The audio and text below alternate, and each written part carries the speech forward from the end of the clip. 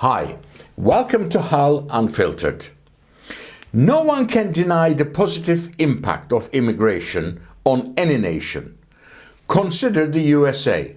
Its very existence is indebted to immigrants.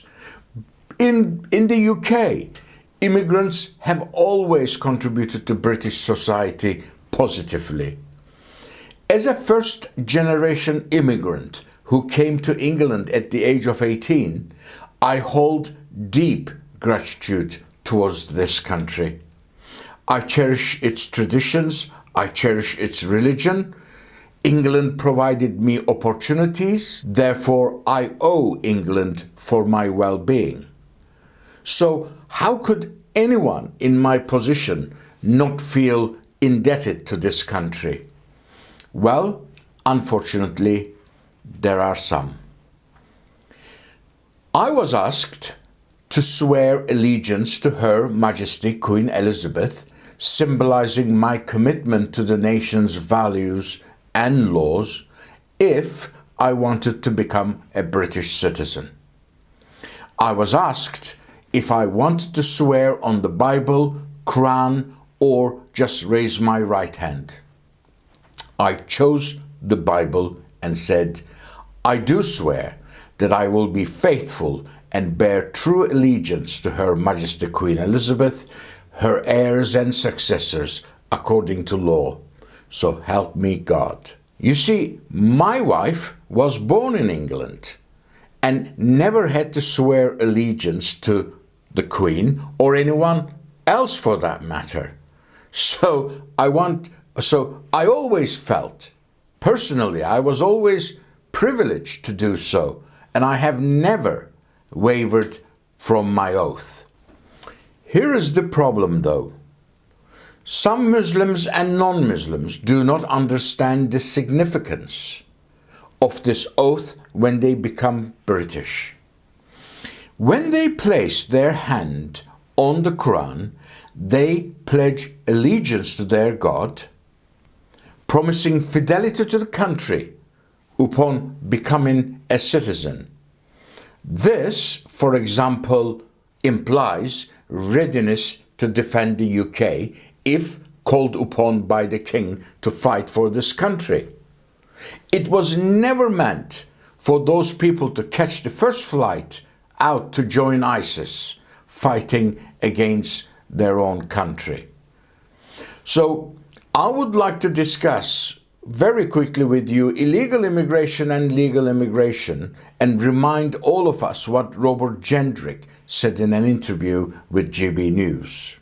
The term illegal, the word illegal itself, holds a specific legal definition, indicating actions that contravene current laws and are subject to punishment. So therefore, illegal immigrants not only break domestic laws, but also breach international law by failing to seek asylum in the first safe country they reach. Yes, it is very important to assist genuine asylum seekers, but such individuals can easily seek refuge through any British embassy, whether inside or outside their home country. They need to provide documentation or some sort of evidence that wrongdoing by their country. So that would mean they are probably genuine. But many opt to come here illegally by boats. So how do we stop illegal boats? The only way is imitating the Australian repatriation scheme. Let me explain. Now, to my mind, France has been benefiting financially without fulfilling their promises, and our response to them thus far has been pretty much nothing. So a couple of minor victories deterring boats departing France hardly equate to resolving the issue.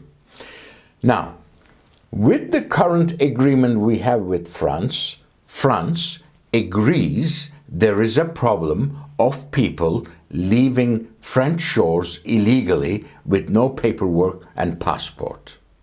So they agree in principle with the premise of the problem, which is illegal immigration itself.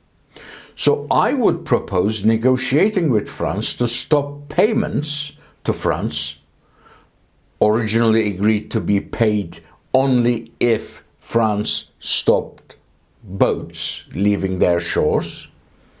Now I would negotiate and I would pay France, offering financial incentives for the return of illegal immigrants whom they failed to stop. Now, I don't know why they would not agree, considering their existing commitment to curbing illegal immigration coming from their territory to ours. But given their likely resistance, after all, we are talking about French, we may need to resort to more assertive measures as a nation. If boats arrive illegally on British shores, we should immediately check the health of immigrants, provide clothing and food, and promptly return them to the point of origin through legal means. In other words, return them to the origin for something which France already agreed to and receives money to stop. This was done by Australia, and nothing stops us from doing the same, but leadership is needed. Now let me say something about the subject of illegal immigration.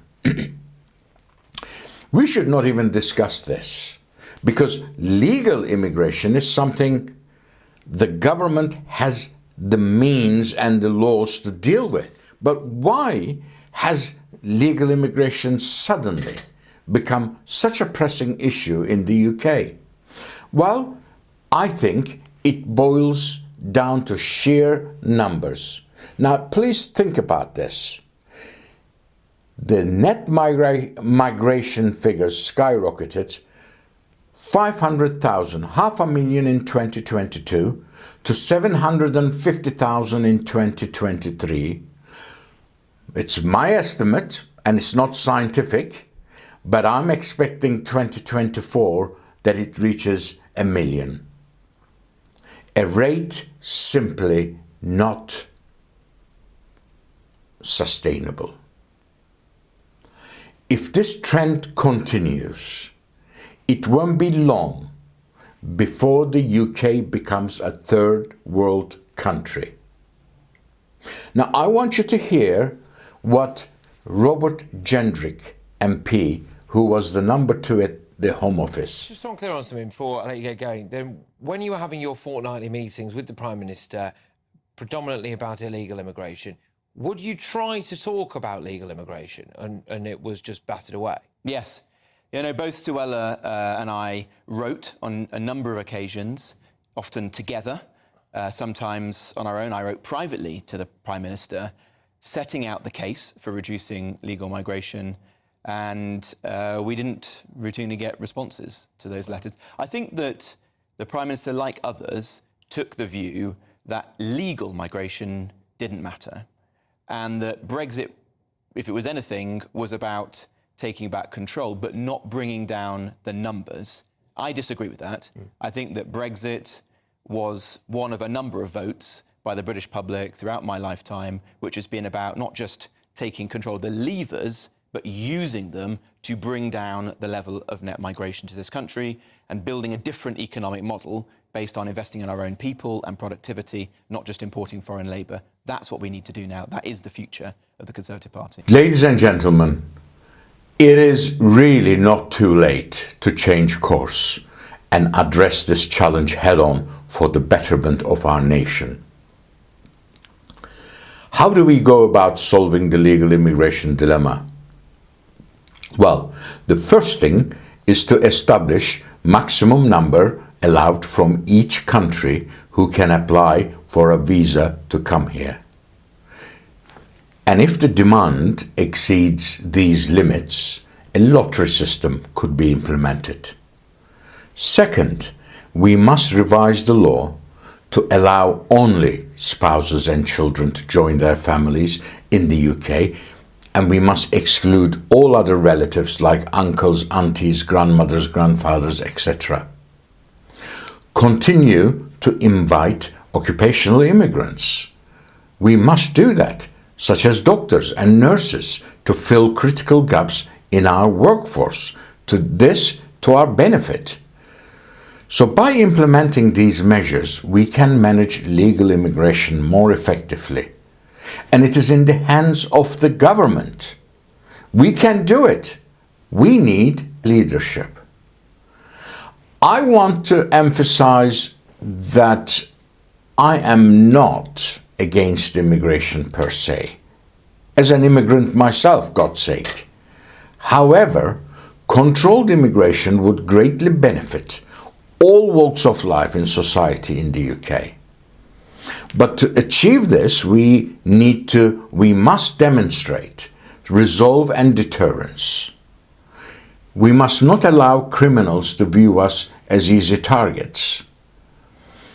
Well, this is why the revelations by Robert Jenrick are very disturbing and sad. I wish I never heard that the Conservative PM is not interested in lowering legal immigration numbers. But it seems to be the case.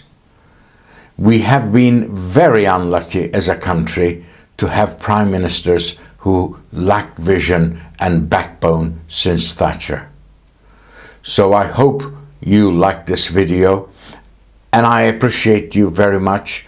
And if you hit the like and the subscribe button, I will appreciate you even more. So thank you for helping me, and see you soon. Thank you.